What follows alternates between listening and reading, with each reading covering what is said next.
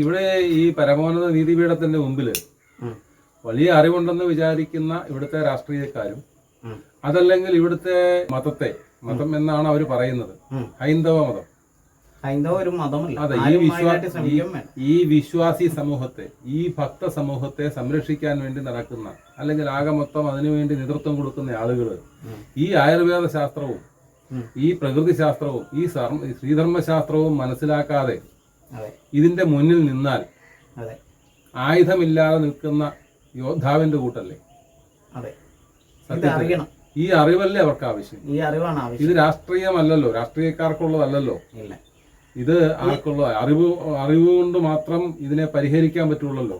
അറിവ് കൊണ്ട് മാത്രമാണ്, ശാസ്ത്രം കൊണ്ട് മാത്രമാണ്, ഈ വേദചിന്തകൾ കൊണ്ട് മാത്രമാണ് ഇതിന്റെ ആചാരങ്ങളെയും അനുഷ്ഠാനങ്ങളെയും ചിട്ടപ്പെടുത്താൻ പറ്റുള്ളൂ. നമ്മൾ ആദ്യം പറഞ്ഞില്ല ആ ഋതുഭാവത്തിലേക്ക്, അതും കൂടി പറഞ്ഞു വെച്ചാലാണ് ഇതിന് എല്ലാവർക്കും, ഈ കോടതി ഉൾപ്പെടെയുള്ളവര്, ഇത് പഠിക്കാൻ ആഗ്രഹിക്കുന്നവര്, ഇത് അറിയാൻ ആഗ്രഹിക്കുന്നവര് ഇതാണ് അറിയേണ്ടത്. അതായത് രാവിലെ സസ്യലോകം, വൃക്ഷലോകം, വൈഷ്ണവ ശക്തിയാണ് പ്രപഞ്ചം 4 മണിക്കൂർ.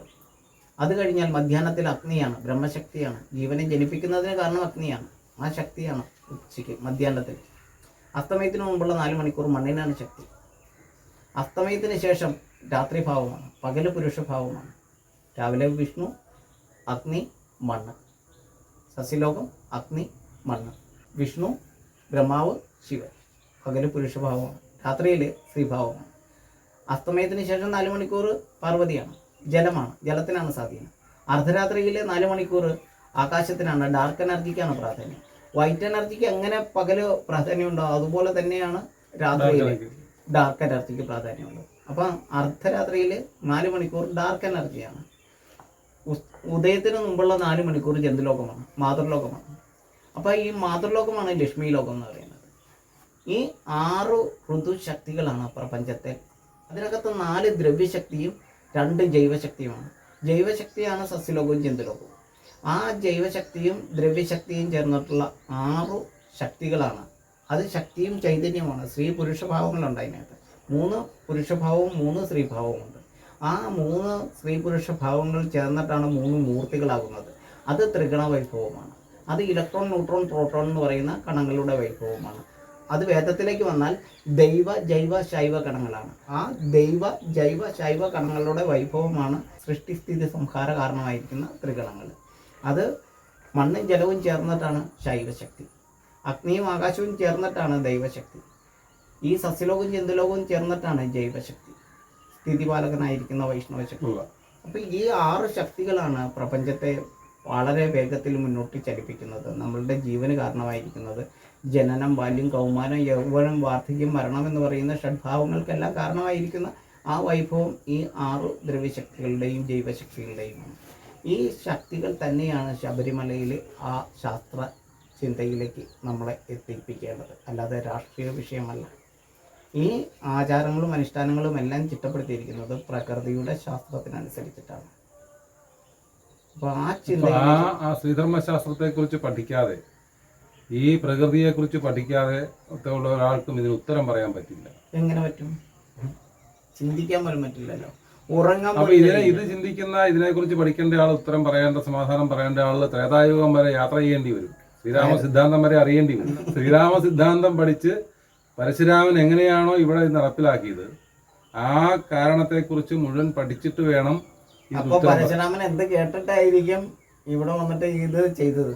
അതെ, ഇവിടെ ഈ ആരണ്യകത്തിൽ വന്നിട്ട് ഈ ഭാർഗവ നിലയം, ഈ ക്ഷേത്രഭൂമിയെ സൃഷ്ടിക്കണമെങ്കിൽ ഈ 21 തപസ്ഥാനങ്ങളിൽ അങ്ങനെയുള്ള ആരണ്യകത്തിലേക്ക് പരശുരാമൻ വരണമെങ്കിൽ പരശുരാമൻ 21 വട്ടം ഭൂർലോകം ചുറ്റി നടന്ന് ക്ഷത്രിയ നിഗ്രഹം ചെയ്ത് ആനന്ദിച്ച് യുദ്ധക്കൊതിയനായിട്ടുള്ള ഒരു മനുഷ്യൻ, ക്ഷത്രിയ വീരത്തെ ആ ക്ഷത്രിയ ധർമ്മം കൊണ്ട് തന്നെ തോപ്പിക്കണമെന്ന് വിചാരിച്ച മനുഷ്യൻ, അമ്മയെ വധിച്ച ഒരു മനുഷ്യൻ, അങ്ങനെയുള്ള ഒരാൾ അവതാരമായിട്ട് മാറണമെങ്കിൽ അദ്ദേഹം ശ്രീരാമനിൽ നിന്ന് എന്താണ് കേട്ടത്?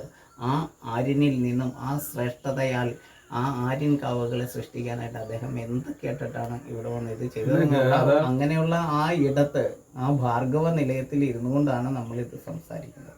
ഈ ഇടത്തു നിന്നിട്ടാണ് ലോകത്തെ അത്ഭുതപ്പെടുത്തിയ ആദിശങ്കരൻ പിറന്നത്. ആ ഇടത്താണ് ശ്രീനാരായണ ഗുരു ജനിച്ചത്. അവിടെയാണ് അയ്യങ്കാളി ജന്മമെടുത്തത്.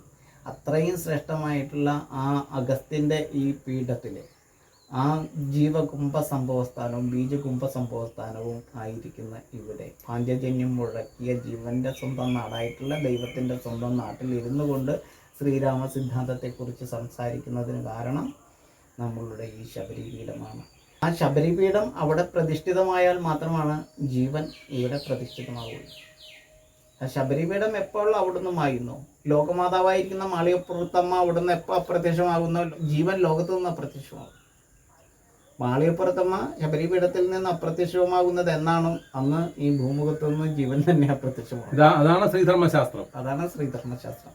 സർവചരാചരങ്ങളെയും 33 കോടി ചരാചരങ്ങളെയും ജനിപ്പിക്കുന്നതിന് വേണ്ടിയിട്ടുള്ള മനുഷ്യധർമ്മത്തെക്കുറിച്ച് ബോധത്തെ ജനിപ്പിക്കുന്ന ശാസ്ത്രമാണ് ശ്രീധർമ്മശാസ്ത്രം. അതാണ് നമ്മളുടെ തൊടികളെ ചിട്ടപ്പെടുത്തേണ്ടത്. അതാണ് തത്വമസി. അതാണ് തത്വമസി. ആ സത്യകനും സത്യകയും നീ തന്നെയാകുന്നു. ഏതാണ് ആ സത്യകനും ആ സത്യകി ഏതാണെന്നും കോടതിയും അറിയണം. വിധിയെ പഠിക്കുന്നവരും വിധിയെ അറിയുന്നവരും അറിയണം. അപ്പം വിധിയെ വിധിക്കുന്നത് വിധുവൻ എന്ന് പറഞ്ഞാൽ വിഷ്ണുവാകുന്നു. നമ്മൾ പറയില്ലേ വിധിയാണ്, ദൈവമാണ് നമ്മളുടെ വിധി തീരുമാനിക്കുന്നത്. ആ വിധി തീരുമാനിക്കുന്ന ആ വിധുവൻ എന്ന് പറയുന്നത് വിഷ്ണുവാകുന്നു, ഹരിയാകുന്നു. ആ ഹരിയാണ് നമ്മളുടെ വിധി നടപ്പിലാക്കുന്നത്. നമ്മളുടെ ആഹാരവും വസ്ത്രവും ആയുസ്സും ആരോഗ്യവും എല്ലാം ആയുർവേദത്തിൻ്റെ രഹസ്യവുമെല്ലാം ആ വൈഷ്ണവ ശക്തിയാകുന്നു. ആ ഹരിതലോക ശക്തിയുടെ വൈഭവത്തിലാണ് നമ്മളിവിടെ ഇരുന്ന് ഇപ്പോഴും സംസാരിച്ചുകൊണ്ടിരിക്കുന്നത്. ശ്രീരാമൻ പറഞ്ഞതുപോലെ എൻ്റെ ബുദ്ധിയും എൻ്റെ ആരോഗ്യവും എൻ്റെ ആയുസ്സും എൻ്റെ കണ്ടെത്തലുകളുമെല്ലാം അവകാശപ്പെട്ടത് എനിക്കല്ല, ഈ മഹാവൈഷ്ണവ ശക്തിയുടെ വൈഭവമാണ് എന്ന് പറഞ്ഞ ആ മഹാവൈഷ്ണവ ശക്തിയുടെ വൈഭവമായിരിക്കുന്ന എന്നെ ഒരു അവതാരമായി മാത്രം കണ്ടാൽ മതി. എനിക്കല്ല പൂജ വേണ്ടത്, ഈ മഹാവൈഷ്ണവ ശക്തിയാണ് യഥാർത്ഥത്തിൽ പൂജ വേണ്ടത്. ആ വൈഷ്ണവ ശക്തിയിൽ നിന്നും ആയിരക്കണക്കിന് രാമന്മാർ ഇനിയും ജനിക്കുമെന്ന് പറഞ്ഞ ആ ശ്രീരാമചന്ദ്രൻ്റെ സിദ്ധാന്തത്തെ ഓർത്തുകൊണ്ട് പൂർവികരായിട്ടുള്ള മുഴുവൻ ഋഷീശ്വരന്മാരെയും സ്മരിച്ചുകൊണ്ട് ശ്രീരാമചന്ദ്രൻ്റെ ആ സിദ്ധാന്തത്തെ ഇവിടെ അവതരിപ്പിക്കാൻ വീണ്ടും പറയാൻ അവസരം തന്ന മുഖാഞ്ജലിക്ക് നന്ദി പറയുന്നുണ്ട്. ഞാൻ എല്ലാ മാതൃവാദങ്ങളിലും ഈ ഒരു സിദ്ധാന്തം വീണ്ടും സമർപ്പിക്കുകയാണ്. ഇത് ശബരിമലയെക്കുറിച്ച് പഠിക്കുന്ന കുട്ടികളും അറിയാൻ ആഗ്രഹിക്കുന്നവരും ശബരിമലയ്ക്ക് പോകുന്നവരും എല്ലാവരും ഇത് എല്ലാവരിലേക്കും ഷെയർ ചെയ്യണം. കാരണം ഇത് ശാസ്ത്രചിന്തയാണ്, വേദചിന്തയാണ്. ഈ വേദമാണ് ലോകത്തെ ആശ്ചര്യപ്പെടുത്തിയത്, ഭാരതത്തെ അഭിമാനത്തിൻ്റെ തിലകമാക്കി, ഭാരതത്തെ ലോകത്തിൻ്റെ മാതാവാക്കി മാറ്റിയത്, ഭാരതാംബയാക്കി നിലനിർത്തുന്നത് ഈ ശാസ്ത്രചിന്ത തന്നെയാണ്. അപ്പോൾ ലോകത്തിൻ്റെ മാതൃദേശമായിട്ട് നമ്മുടെ ഭാരതം നിലനിൽക്കണമെങ്കിൽ ഇത്തരം നമ്മളുടെ പൂർവികരുടെ ആ വേദചിന്തകൾ നമുക്ക് ഇനിയും തലമുറകളിലേക്ക് പകരേണ്ടതുണ്ട്. അതിന് മാതൃലോകം മുൻകൈ എടുക്കേണ്ടതുണ്ട്. ഈ വേദചിന്തകളിലേക്ക് തിരിച്ച് എത്തേണ്ടതുണ്ട്. എല്ലാ മാതൃവാദങ്ങളിലും എല്ലാ ഗുരുവാദങ്ങളിലും ഒരിക്കൽ കൂടി സ്പർശിച്ചുകൊണ്ട് സ്വാമി ശരണമയ്യപ്പ.